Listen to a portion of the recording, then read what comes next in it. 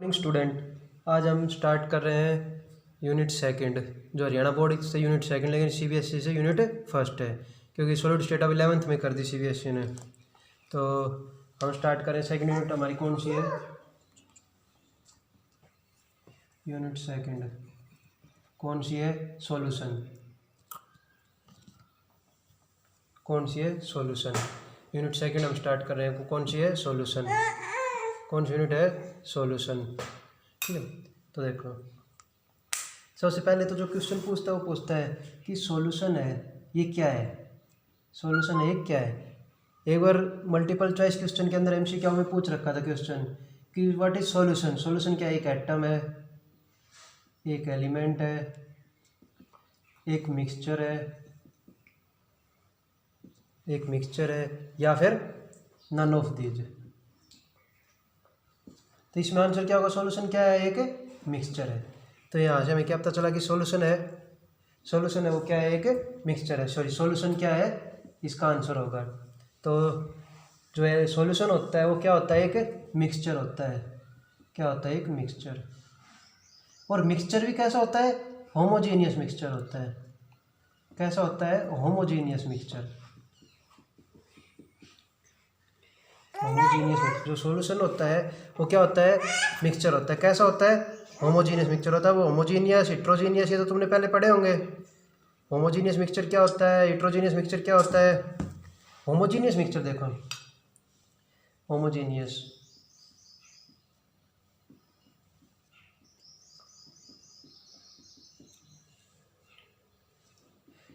तो जो homogeneous mixture होता है वो होता है जो फाइनल प्रोडक्ट बने वो क्या हो? यूनिफॉर्म हो। फाइनल प्रोडक्ट हो वो क्या हो? यूनिफॉर्म हो। तो इसको डेफिनेशन कैसे लिखते हैं? ए मिक्सचर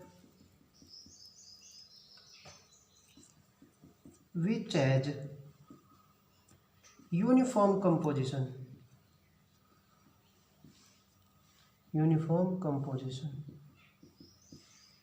and properties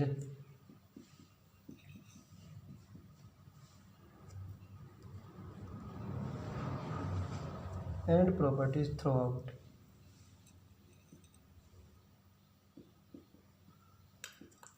ये कह रहा है जो फाइनल सॉल्यूशन बने हमारे क्या बने? यूनिफॉर्म बने। जैसे कि हम एग्जांपल लेते हैं, इसका एग्जांपल लेंगे तो शुगर सॉल्यूशन ले लेते हैं हमने एग्जांपल लिया शुगर सॉल्यूशन में हमने क्या किया कि हमने जो शुगर थी वो क्या डिजोल्व की? किसके अंदर? वाटर के अंदर। शुगर डिजोल्व करने के बाद हम मान लो उसको अब देखते हैं 1 घंटे बाद, तो भी वो डिजोल्व ही रहेगी। तो नहीं कि जो दोनों के पार्टिकल क्या हो जाएंगे? अलग अलग हो जाएंगे। लेकिन दोनों क्या अलग अलग हो जाएंगे? नहीं होंगे। तो इसका अर्थ क्या है? जो फाइनल सॉल्यूशन बने हो क्या बने?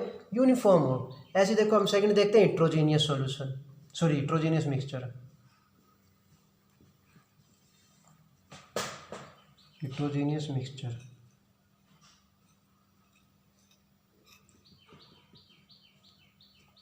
हिट्रोजीनियस मिक्सचर के अंदर क्या होगा? Same as property does not हो जाएगा बस।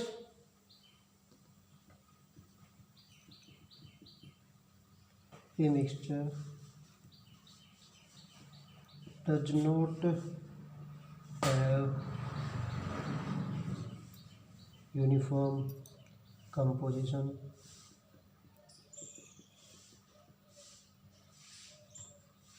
And properties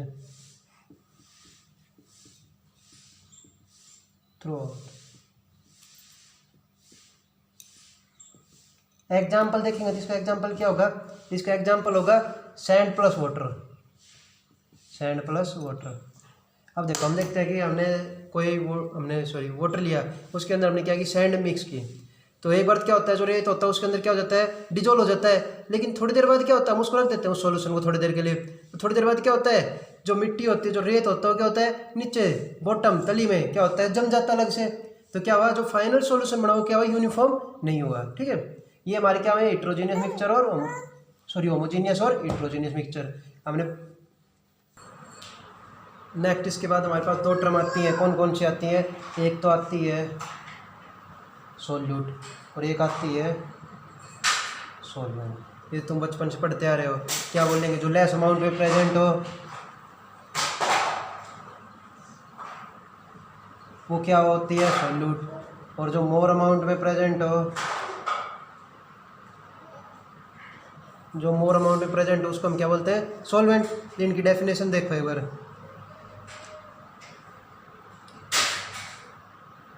the substance that is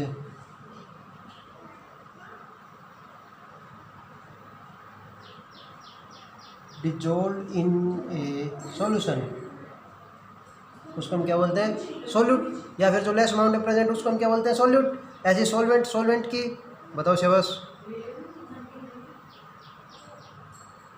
solvent क्या बोलेंगे, देखो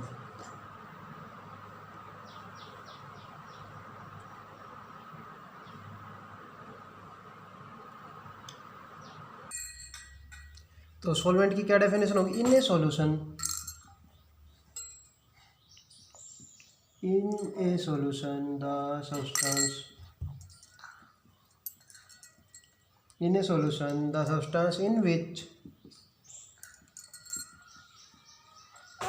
the solute substance in which the solute substance can get dissolved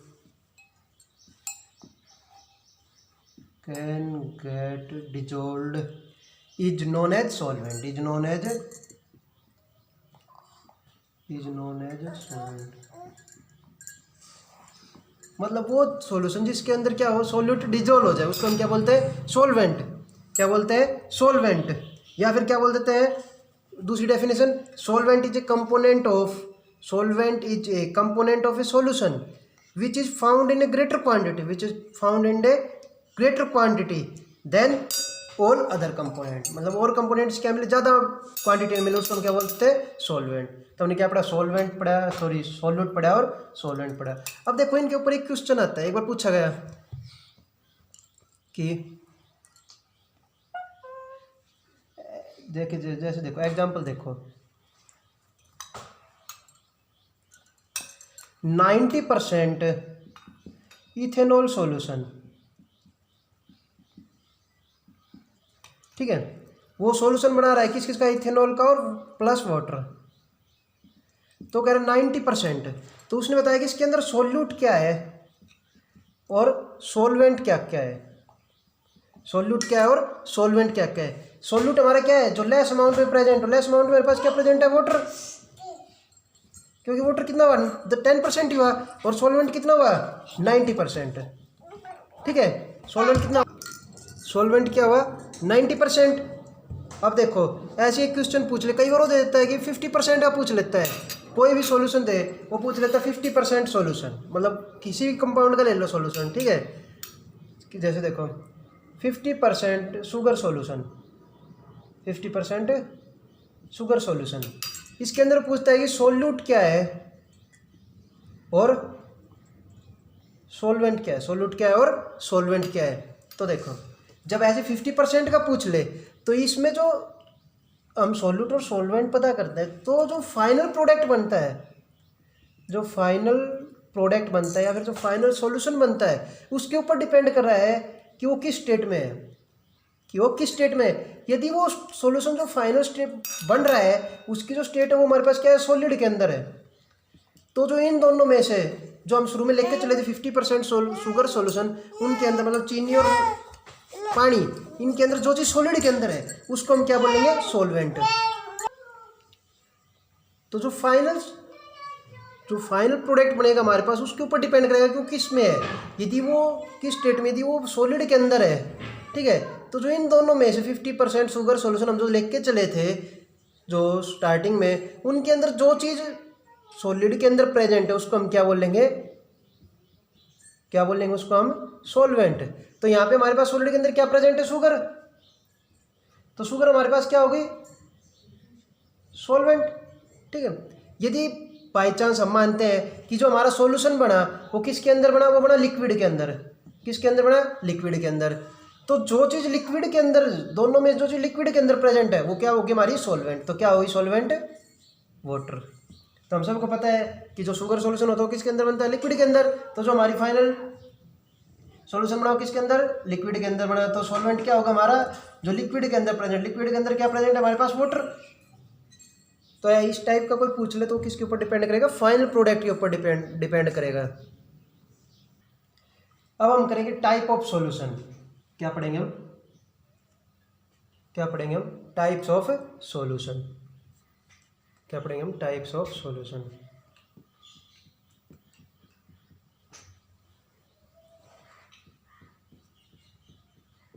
types of solution. जो फर्स्ट टाइप हम पढ़ते हैं वो पढ़ते हैं हम गैस।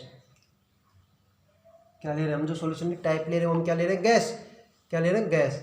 इसके अंदर देखो हमारे पास क्या होंगे, सोल्यूट होगा, कोई सॉल्वेंट होगा। क्या होगा, सोल्यूट और सॉल्वेंट। ठीक है,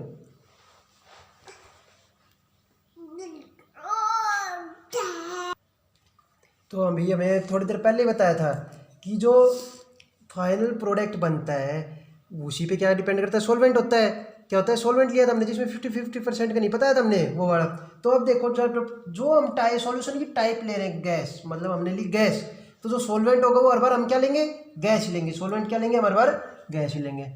हमने सॉल्वेंट क्या लिया, गैस, और सोल्यूट हम क्या ले रहे हैं, सोल्यूट ले रहे हैं हम गैस। तो पूछ रहा गैस इन गैस का एग्जाम्पल बताओ, क्या होगा एग्जाम्पल, बताओ शाबाश।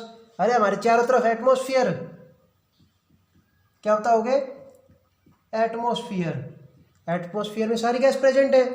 सेकंड देखो, टाइप ऑफ सॉल्यूशन के अंदर हम सॉल्वेंट ले रहे हैं अब की बार, और जो सोल्यूट ले रहे हैं वो हम क्या ले रहे हैं, लिक्विड। सोल्यूट क्या ले रहे हैं हम, लिक्विड। इसका एग्जाम्पल बताओ। अरे तुम सबको पता होगा इसका एग्जाम्पल क्या होता है, क्लोरोफॉर्म।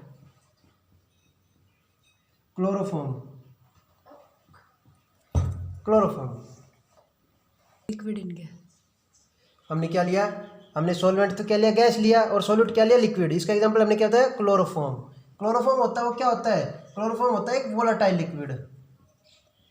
क्या होता है, वोलाटाइल लिक्विड। वोलाटाइल मतलब जिसकी इजिली क्या बन सके, वेपर बन सके। जिसकी इजिली क्या बन जाए, वेपर बन जाए। इजिली क्या बन जाए, वेपर बन जाए। अब थर्ड ले रहे हैं हम सॉल्वेंट, हम क्या लेंगे, गैस ही लेंगे, और जो सॉल्यूट लेंगे वो हम क्या लेंगे, सॉलिड। क्या लेंगे, सॉलिड। तो इसका एग्जांपल क्या होगा, कैम्फर। क्या होगा, कैम्फर मतलब कपूर। क्या होगा, कपूर। अरे तुम अपनी डेली लाइफ में यूज भी करते हो इसको, कैम्फर मतलब कपूर। अब हम टाइप ऑफ सॉल्यूशन ले रहे हैं नेक्स्ट, क्या ले रहे हैं, लिक्विड। क्या ले रहे हैं, लिक्विड।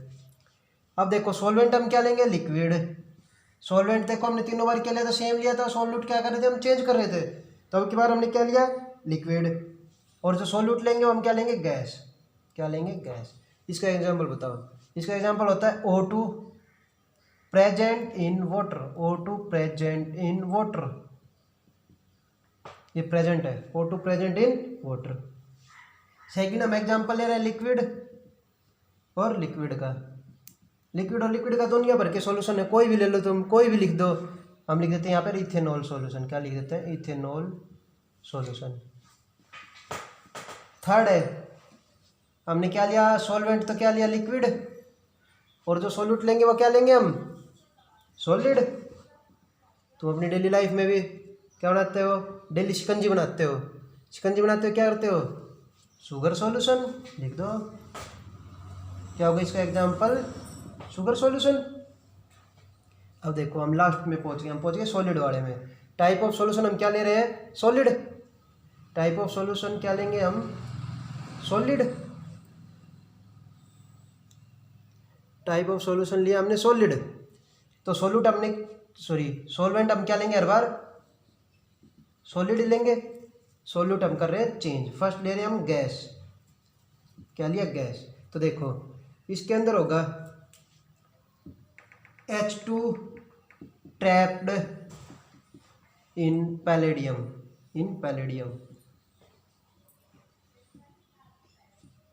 पैलेडियम, ये पैलेडियम है, ये क्या है, एक मेटल है। क्या है, एक मेटल। क्या है, एक मेटल। इसका जो स्ट्रक्चर होता है, वो क्या होता है, हनीकॉम्ब टाइप का, मतलब मधुमक्खी के छत्ते जैसा होता है। तो जो हाइड्रोजन गैस आती है वो इसके अंदर क्या हो जाती है, ट्रैप, मतलब यहीं पे रुक जाती है।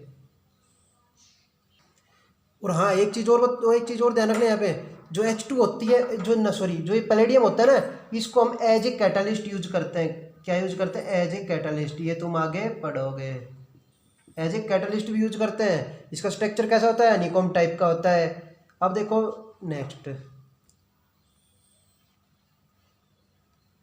नेक्स्ट एग्जांपल, नेक्स्ट हम ले रहे हैं सॉलिड ही लेंगे, और जो सॉल्यूट होगा वो क्या लेंगे हम, liquid.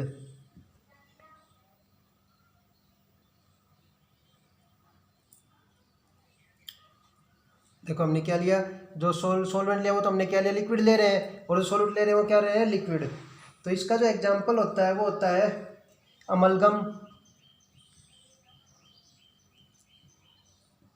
Amalgam of Hg with Na, amalgam of Hg with Na।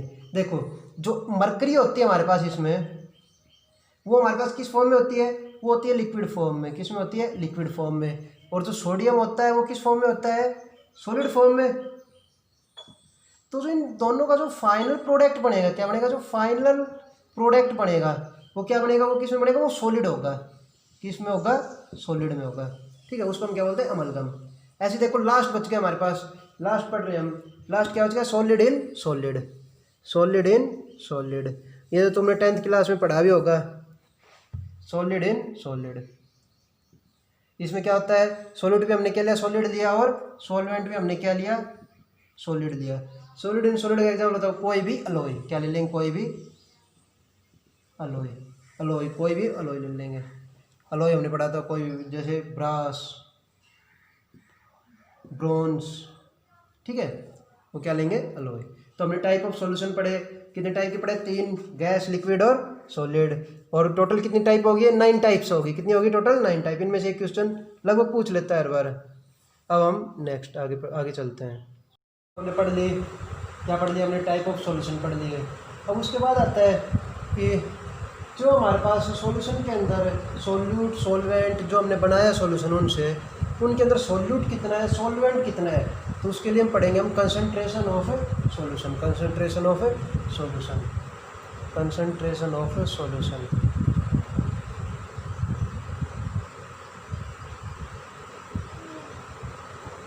Concentration of solution.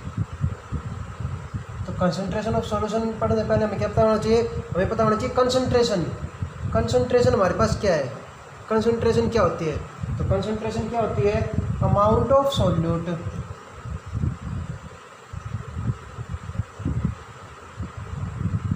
Amount of solute per unit volume, amount of solute per unit volume. अब देखो C is equal to N/V, N/V मतलब amount of solute upon में volume of solution, volume of solution, ठीक है। अब देखो, अब इसके बाद आती है हमारे पास जो कंसंट्रेशन होती है, उसके भी अलग अलग, उसको अलग अलग पार्ट में डिवाइड होता है, अलग अलग पार्ट में डिवाइड होती है।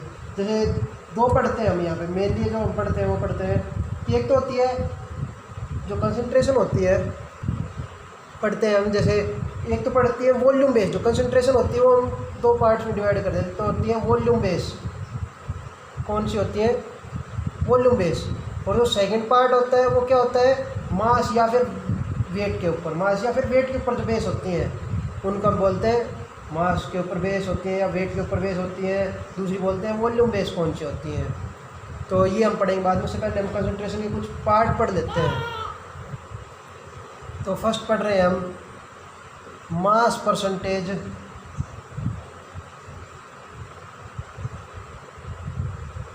मास परसेंटेज और वॉल्यूम परसेंटेज, मास परसेंटेज और वॉल्यूम परसेंटेज, मास परसेंटेज और वॉल्यूम परसेंटेज। तो फर्स्ट पढ़ रहे हैं हम मास परसेंटेज। मास परसेंटेज क्या होती है, मास परसेंटेज होती है mass of the component, mass of the component in the solution, in the solution is divided by total mass of solution, is divided by total mass of into में 1000। जैसे देखो हम कोई भी सॉल्यूशन बना रहे हैं, ये कोई भी सॉल्यूशन, इसमें हमारे पास क्या है, कोई ए कंपोनेंट है और क्या है बी कंपोनेंट, दो कंपोनेंट हमारे पास, कौन कौन से, ए और बी। कौन कौन से कंपोनेंट हमारे पास, ए और बी। अब वो कह रहा है कि जो मास परसेंट जो मास परसेंटेज बतानी है तुम्हें बतानी है कंपोनेंट ए की, क्या बतानी है, mass percentage of component A,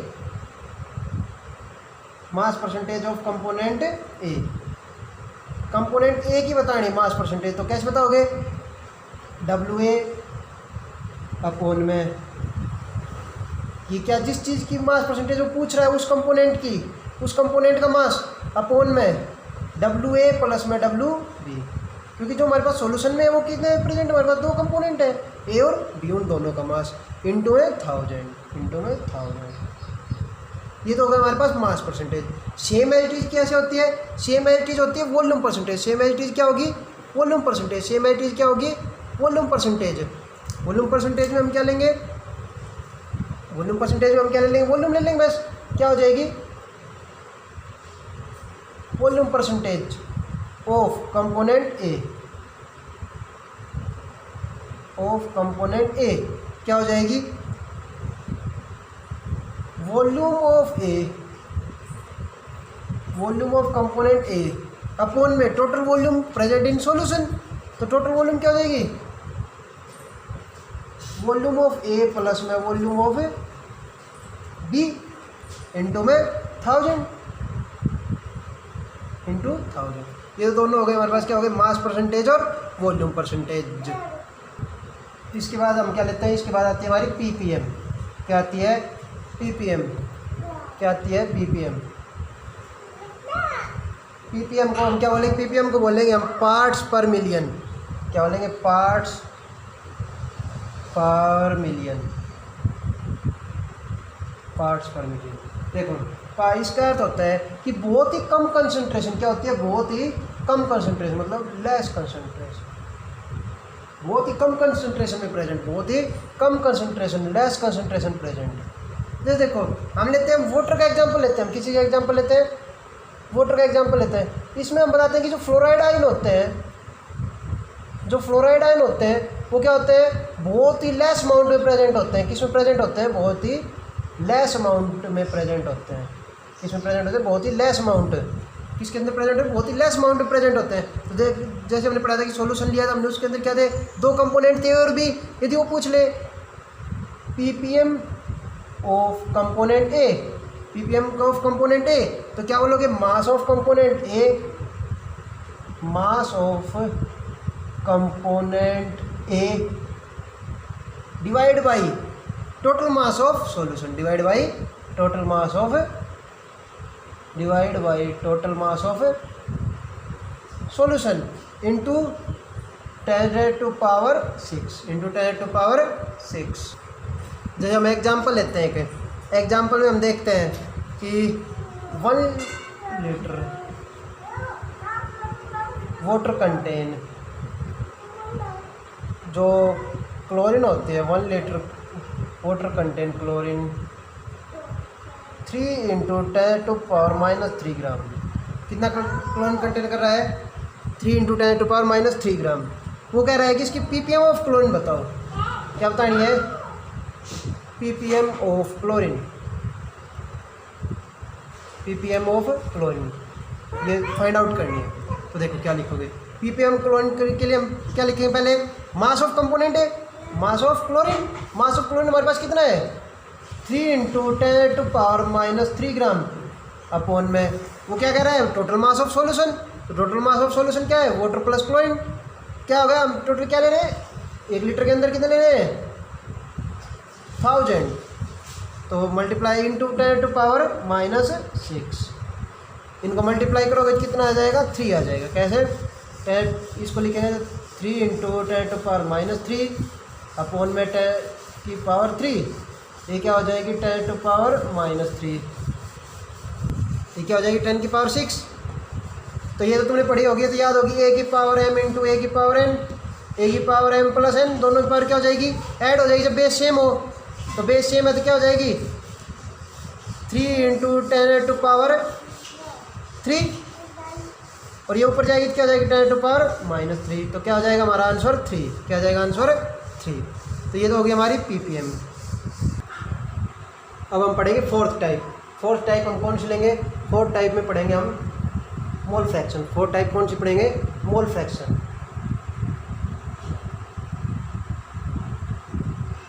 fourth type कौन सी?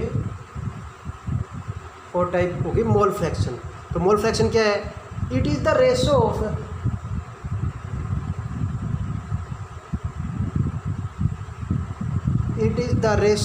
number of moles of it is the ratio of number of moles of one component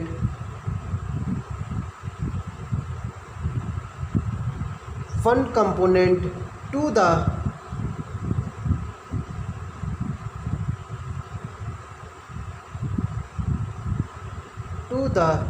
total number of moles to the total number of moles present in the solution मतलब solute plus solvent. देखो कोई भी हम solution बना रहे हैं, उसमें हमारा क्या होगा? कोई सॉल्यूट होगा प्लस सॉल्वेंट होगा, फिर हमारा क्या बन जाता है? सॉल्यूशन बना देता है। जैसे कोई कंपोनेंट ए होगा, कोई कंपोनेंट बी होगा, और क्या बना देते हैं हम इनका? सॉल्यूशन बनाए, कोई क्या हो जाता है? सॉल्यूशन बन जाता है। तो पूछता है कि जो मोल फ्रैक्शन है वो इन दोनों का ले लो, क्या कह रहे हैं? It is the ratio of number of moles of one component to the total number of mole. वो पूछता है कि mole fraction of component A, यदि वो पूछ ले कि mole fraction of component A, mole fraction of component A, या फिर वो यही पूछ सकता है कि mole fraction of component B, कि इसका मोल फ्रैक्शन बताओ या फिर इसका मोल फ्रैक्शन बताओ। तो दोनों का अलग मोल फ्रैक्शन हम कैसे निकालेंगे? देखो एक बात और याद रखना, इसको जो मोल फ्रैक्शन को होगा इसको हम डिनोटेड करेंगे, डिनोटेड बाई, वैसे तो बोल देते हैं जाई, क्या बोलेंगे इसको? जाई। ग्रीक वर्ड तो क्या होगा इसका? जाई। ग्रीक में तो क्या बोलेंगे इसको? जाई। और वैसे नॉर्मली हम क्या बोल देते हैं? एक्स। क्या बोलते हैं हम? एक्स। नॉर्मली क्या बोल देते हैं? एक्स। वैसे क्या होता है? जाई। तो देखो वो पूछेगा कि mole fraction of component A, तो मतलब एक्स ए। इसका अर्थ हुआ वो कह रहा है कि मोल फ्रैक्शन मतलब एक्स, नीचे क्या है? A. Mole fraction of component A, mole fraction of component A. तो क्या हुआ? देखो क्या कह रहा है वो? Mole fraction of component A, वो कह रहा है number of moles of that component, मतलब number of moles of that component मतलब हमें किसका मोल फ्रैक्शन निकालना है? ए का। तो number of moles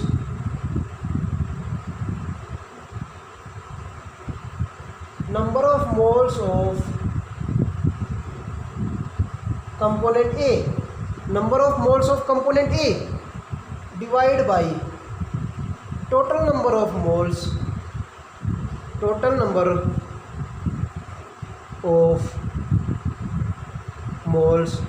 present in the solution.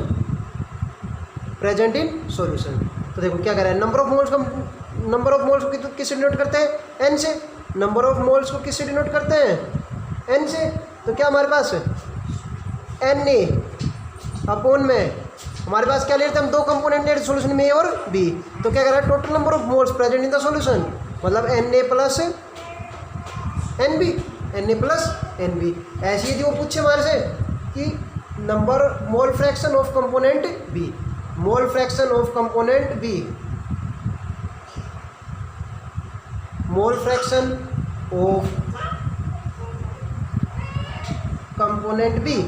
यदि वो पूछे mole fraction of component B, तो क्या होगा? Number of moles of that component, मतलब जिस कंपोनेंट का मोल फ्रैक्शन पूछ रहा है उसके नंबर ऑफ मोल्स, किसका पूछ रहा है? बी का पूछ रहा है, तो number of moles of component B upon में total number of moles present in the solution, मतलब N A plus N B. और देखो एक बात और, इन दोनों के यदि हम क्या करें, जैसे एक्स ए हमने दो कंपोनेंट लिए थे, ए और बी सॉल्यूशन के अंदर हम दोनों के मोल फ्रैक्शन को ऐड कर दें तो क्या इनका सम क्या आएगा हमेशा equal 1। X A plus X B is equal to 1, मतलब mole fraction of component A plus mole fraction of component B is equal to 1। अब देखो जैसे हमारे पास आ गया था मोल फ्रैक्शन, हमने एक कंपोनेंट ए का निकाल लिया था तो बी का हम निकाल सकते हैं। बी का कैसे निकालेंगे? Mole fraction X B is equal to 1 minus X, यहाँ से हम एक्स बी का निकाल सकते हैं, मतलब mole fraction of component B. अब देखो बहुत से बच्चे तो ऐसे होंगे जिन्हें नंबर ऑफ मोल्स ही नहीं निकालने आते होंगे। क्या नहीं आते होंगे? Number of moles. अब हम क्या निकालेंगे? Number of moles. Number of moles, number of moles क्या होता है? मास पोन मोलर मास, मास पोन मोलर मास, या फिर वेट अपॉन मोलिकुलर वेट। जैसे देखो मास हमारे पास कुछ ना कुछ गिवन पाएगा और मोलर मास, जैसे देखो हम नंबर ऑफ मोल्स निकाल रहे हैं किसके? Number of moles of water. क्या बोलोगे इसको? नंबर ऑफ मोल्स ऐसे लिखते हैं। किसी चीज़ को पूछोगे तो क्या बोलोगे इसको? Number of moles of water, मतलब H2O।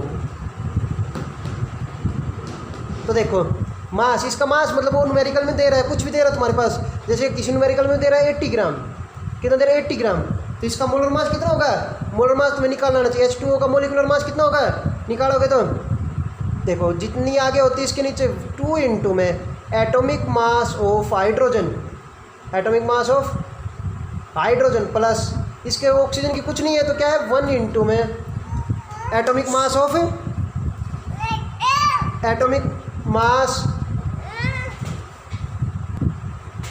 1 इंटू में एटॉमिक मास ऑफ ऑक्सीजन। तो देखो 2 इंटू में atomic mass of hydrogen, hydrogen का एटॉमिक मास कितना होता है? 1। एटॉमिक नंबर ही कितना होता है? 1 ही होता है, प्लस 1 इंटू में atomic mass of oxygen, oxygen का एटॉमिक नंबर कितना होता है? 8। तो एटॉमिक मास क्या होगा? 16, डबल कर देते हैं उसका तो क्या होगा? 18। तो यहाँ पे क्या लिख देते हैं हम? 18। ऐसे किसी भी का भी पूछे हो नंबर ऑफ मोल्स किसी का निकालना पूछे तो क्या लिखोगे? मास पोन मोलिकुलर मास, मास पोन मोलिकुलर मास। अब हाँ कभी कभी ये दे देता है क्यों? नंबर ऑफ पार्टिकल दे देता है। वो कहेगा कि number of particle, number of particle कुछ भी है तुम्हारे पास, किसी न्यूमेरिकल में क्या है? नंबर ऑफ पार्टिकल है। अब इनसे तुम्हें क्या बनाना है? नंबर ऑफ मोल्स बनाने हैं, नंबर ऑफ मोल्स।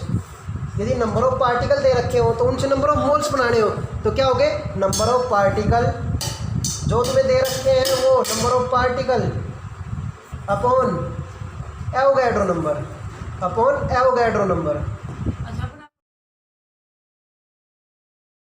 हमने मोल फ्रैक्शन पढ़ लिया। अब हम आगे उसके न्यूमेरिकल कर रहे हैं। फर्स्ट न्यूमेरिकल है उसका, calculate the mole fraction of ethylene glycol in containing 20% of ethylene glycol by mass, 20% of ethylene glycol by mass. तो देखो जो ये 20% कह रहा है, 20% ऑफ इथाइलिन ग्लाइकोल बाय मास। सबसे पहले तो फर्स्ट देखो क्या करें, calculate the mole fraction of ethylene glycol, मतलब हमने मोल फ्रैक्शन कैलकुलेट करना है किस चीज़ का? इथाइलिन ग्लाइकोल का। ये चीज़ हमें क्या करनी है? कैलकुलेट करनी है। इस चीज़ का फॉर्मूला क्या होगा? Number of moles of ethylene glycol, number of moles of ethylene glycol, ठीक है, प्लस नीचे क्या है? Total number of moles present in the solution. तो देखो सॉल्यूशन के अंदर वो क्या बात कर रहा है? वो कह रहा है 20% of ethylene glycol by mass. तो number of moles of ethylene glycol plus number of moles in water. अब देखो इसका 20% का क्या मीन्स है? वो कह रहा है 20% इथाइलिन ग्लाइकोल बाय मास, मतलब 20 ग्राम क्या है? Ethylene glycol. 20 ग्राम हमारे पास क्या है? Ethylene glycol. 20 ग्राम क्या है हमारे पास? Ethylene glycol. प्रेजेंट क्या है? किसके अंदर है? किसके अंदर प्रेजेंट है? 100 gram of solution, 100 gram of solution, मतलब जो 20% इथाइलिन ग्लाइकोल जो दे रहा है इसका अर्थ है 20 gram of ethylene glycol present in 100 gram of solution. Total solution कितना है? 100 ग्राम। तो देखो यहाँ से हमें क्या मिला?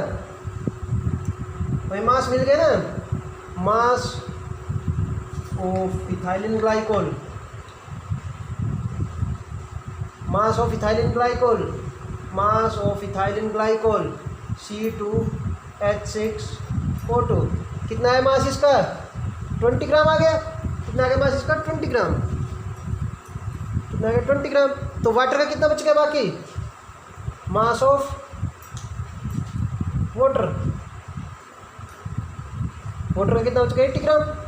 अरे क्योंकि टोटल सॉल्यूशन हम कितना ले रहे हैं 100 ग्राम, उसके अंदर 20 ग्राम कितना ले लिया हमने इथाइलिन ग्लाइकोल, क्योंकि वो दे रहा है कि 20% of ethylene glycol by mass. तो 20% कितना हो गया 20 ग्राम। तो कितने सॉल्यूशन के अंदर 100 ग्राम सॉल्यूशन के अंदर मास ऑफ इथाइलिन ग्लाइकोल कितना हो गया, तो हमारे पास 20 ग्राम। इसी तरीके मास ऑफ वाटर कितना रह गया, रिमेन कितना बचा है 80%, सॉरी 80 ग्राम। अब देखो आगे, अब हम निकालते हैं सबसे पहले number of moles of ethylene glycol C2H6O2। क्या निकलेगा मास पर मोलर मास, मास पर मोलर मास। क्या निकलेगा मास पर मोलर मास। तो मास तो हमारा इसके पास कितना है 20 ग्राम। कितना है 20 ग्राम। अब हमें निकालना क्या है molar mass of ethylene glycol. क्या निकालेंगे हम molar mass of ethylene glycol.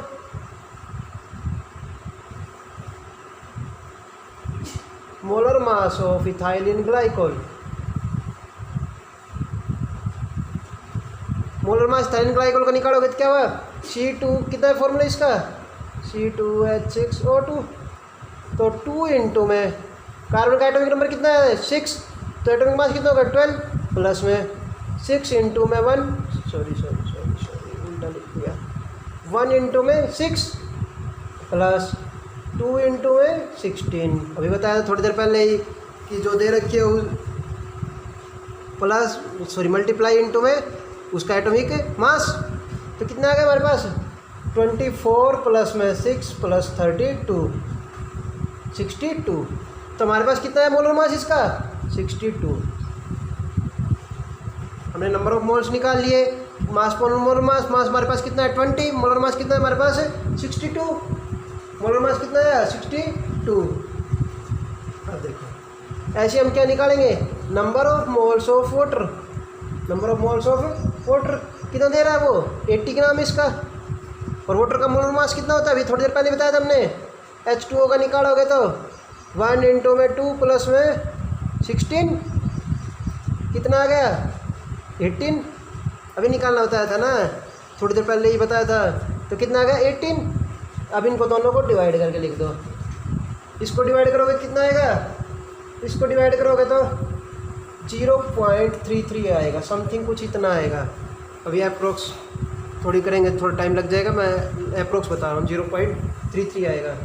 और इसका आएगा 4.44 18 4 जा 72 8 1 0 18 4 जा मतलब 4.44। हमारे पास दोनों के क्या आ गए नंबर ऑफ मोल्स आ गए। अब हम मोल फ्रैक्शन निकाल सकते हैं। अब देखो उसने पूछ क्या रखा है, वो कह रहा है calculate the mole fraction of ethylene glycol. Calculate the mole fraction of ethylene glycol निकाल लो। अब एक्ट C2H6O2।